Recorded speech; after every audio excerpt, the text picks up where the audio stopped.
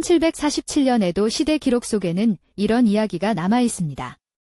기슈 지방의 산길을 걷던 한 나무꾼이 동료들의 눈앞에서 호련히 자취를 감췄습니다.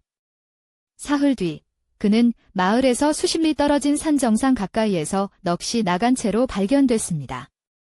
그가 기억하는 것은 단 하나였습니다. 귀가 먹먹해질 만큼 강한 바람 소리, 그리고 거대한 날개? 그런데 이 사례가 결코 단 한 번으로 끝나지 않았다는 것이 문제입니다. 헤이안 시대부터 메이지 시대에 이르기까지 수백 년의 기록 속에서 비슷한 패턴이 반복됩니다. 사라진 사람을 마지막으로 목격한 이들은 예외 없이 같은 것을 증언했습니다. 갑자기 불어온 이상한 바람, 또는 허공에서 나타났다 사라진 검은 형체. 이야기의 무대는 일본 열도를 관통하는 산들입니다. 혼슈의 척추를 이루는 히다 산맥, 규슈의 어두운 원시림, 그리고 니코와 하코네의 깊은 계곡들. 예로부터 일본인들에게 산은 단순한 자연이 아니었습니다. 산은 신이 머무는 곳이었고 동시에 살아있는 자와 그렇지 않은 자의 경계가 흐려지는 공간이었습니다. 그 산속 깊은 곳에 산다고 전해지는 존재가 바로 탱구입니다. 기록마다 그 모습은 조금씩 다르지만 공통점은 분명합니다. 인간을 닮았으면서도 인간이 아닌 형태. 어떤 기록에서는 거대한 코와 붉은 얼굴의 노인으로, 어떤 기록에서는 날카로운 까마귀 날개를 가진 검은 형체로 묘사됩니다. 손에는 커다란 부채나 긴 봉을 들고 산의 전기를 먹으며 살아간다고 알려져 있습니다. 탱구에 관한 가장 오래된 문헌 기록은 지금으로부터 약 1000년 전 헤이안 시대로 거슬러 올라갑니다. 당시 귀족들의 일기와 조정 문서에는 산에서 들리는 정체불명의 소음이나 호련히 돌아오지 않는 여행자에 대한 기록이 종종 등장합니다. 주목할 만한 것은 당대의 고시라카와 천황인데 그는 예측 불가하고 교묘한 정치술수로 조정에서 탱구라는 별칭으로 불렸다고 전해집니다. 탱구가 이미 단순한 산의 귀신을 넘어 인간 세계의 언어로까지 스며들어 있었음을 보여주는 대목입니다. 중세 가마쿠라 시대로 접어들면 기록은 더욱 구체적이 됩니다. 당시 승려들의 수행 일지에는 산속에서 동료가 호련히 사라졌다는 증언이 여럿 남아 있습니다. 흥미로운 점은 사라졌던 이가 다시 나타나는 경우도 있었다는 것입니다.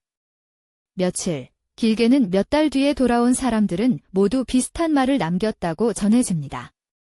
산속의 어떤 존재에게 이끌렸다. 그가 자신에게 무언가를 가르쳐줬다고. 일본어에는 가미카쿠시라는 말이 있습니다. 글자 그대로 옮기면 신에게 숨겨진다는 뜻입니다. 아이나 청년이 갑자기 자취를 감추고 나중에 산속이나 숲 깊은 곳에서 기억을 잃은 채로 발견되는 현상을 가리키는 말입니다. 에도 시대 기록들을 들여다보면 가미카쿠시를 일으키는 존재로 탱구가 지목되는 경우가 유독 많습니다. 그리고 사라지기 직전 반드시 강한 바람이 불었다는 증언이 붙어 다닙니다. 1800년대 도치기현 니코 산지 인근 기록에서 눈길을 끄는 사례가 발견됩니다. 추수가 끝난 직후 한 청년 농부가 마을에서 자취를 감췄습니다. 이틀간 산을 샅샅이 뒤진 끝에 그를 발견했을 때 그는 수백 미터 높이의 바위 절벽 위에 멍하니 앉아 있었습니다. 그 자리는 밧줄 없이는 사람이 도저히 오를 수 없는 곳이었습니다. 청년은 어떻게 그곳까지 가게 됐는지 전혀 기억하지 못했다고 기록되어 있습니다. 수백 건의 목격담과 민간 기록을 시대순으로 나열해보면 반복되는 패턴 3가지가 도드라집니다. 첫째, 실종은 대부분 깊은 산길이나 수목이 우거진 숲속에서 발생합니다. 둘째, 목격자들은 사라지기 직전 그 자리에서 강한 회오리 바람이나 정체를 알 수 없는 소음을 들었다고 증언합니다. 셋째, 살아 돌아온 이들은 하나같이 시간 감각이 무너졌다고 말합니다. 하루가 일주일로 늘어났거나 일주일이 눈 깜짝할 사이에 지나갔다고. 물리적인 흔적에 대한 기록도 있습니다. 일부 사례에서는 돌아온 실종자의 옷이 까닭 모를 방식으로 찢겨 있었고 산 정상 부근에서만 자라는 특정 고산 식물의 흔적이 몸에 묻어 있었다고 적혀 있습니다. 더 기이한 것은 귀환한 이들 중 일부가 혼자서는 알 수 없었을 산 깊은 곳의 지형을 놀라울 만큼 정확히 묘사했다는 기록입니다. 그 묘사가 이후 탐험을 통해 사실로 확인됐다는 이야기도 몇 건 전해집니다.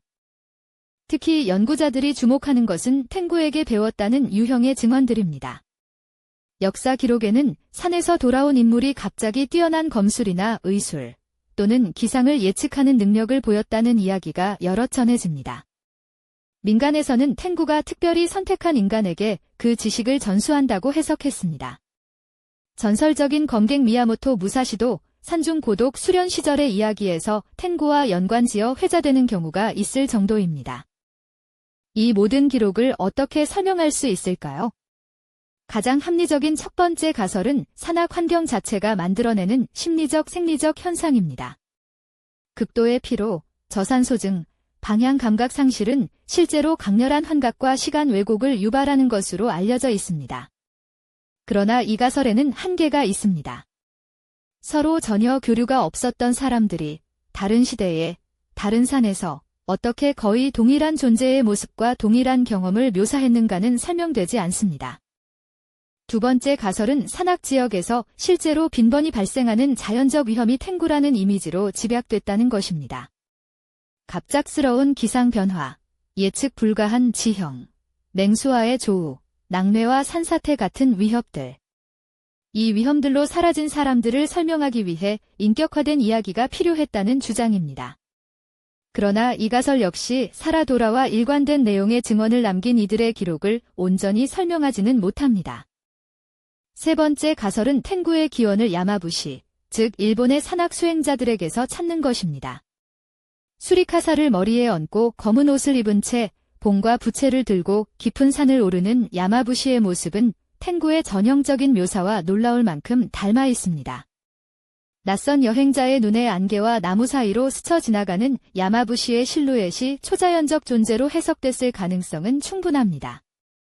이들은 일반인이 접근하기 어려운 험지를 자유롭게 오가며 약초 지식과 비범한 체력을 갖췄기 때문입니다. 네 번째 시각은 탱구를 일본 사회가 설명할 수 없는 것들을 담아두는 상징적 그릇으로 보는 것입니다. 산에서 일어난 실종, 돌아왔지만 달라진 사람, 설명되지 않는 능력의 획득. 이런 현상들을 이해하고 공동체 안에서 의미화하기 위해 만들어낸 집단적 언어가 탱구였다는 해석입니다. 다만 이 관점에서도 한 가지 의문은 해소되지 않습니다. 탱구의 묘사가 수백 년과 수천 킬로미터를 가로질러 왜 이토록 일관된가 하는 점입니다. 결국 어떤 가설도 모든 것을 빈틈없이 설명하지 못합니다.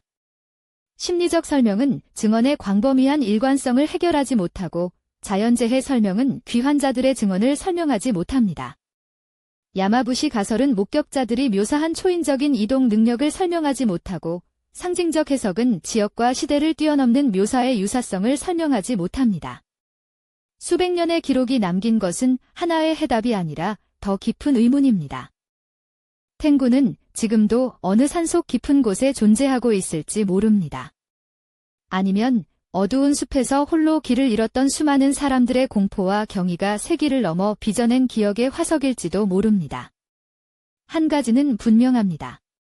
산이 사람을 삼킨다는 이야기는 오늘도 멈추지 않았습니다. 여러분은 어떻게 생각하시나요? 탱구는 순수한 신화인가요? 아니면 우리가 아직 이해하지 못한 무언가인가요?